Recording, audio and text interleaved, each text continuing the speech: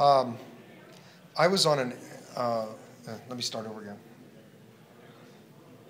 First, the scary part. Yeah. Yeah, hello.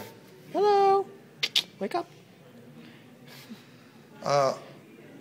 I want to tell you about a frightening situation that I was involved in. I guess you could say the headline would be Pakistani man diverts U.S. jetliner bound for Chicago.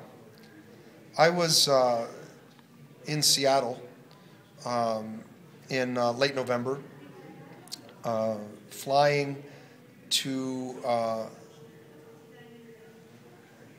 actually it was, I think it was mid-November.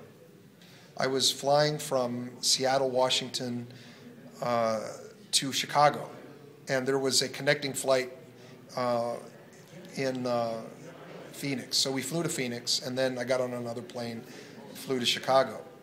On that flight to Chicago, about 45 minutes into the flight, something like that, I was nodding off, falling asleep, taking a little nap, and I heard some commotion behind me.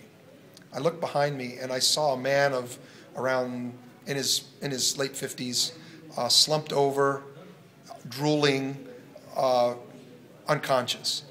And I heard the lady next to him say something like there was a, he said he was having chest pains or something like that. The daughter jumped up, commotion started happening. The daughter said he's got a heart condition. The flight attendants went into action. There was a couple ladies that were nurses that came over, and a man jumped up, and he says, "I'm a doctor." He came over, and they looked at the patient. He said he's having a heart attack. They gave him nitroglycerin. They gave him oxygen. They gave him an IV. They gave him some Plavix that the daughter had.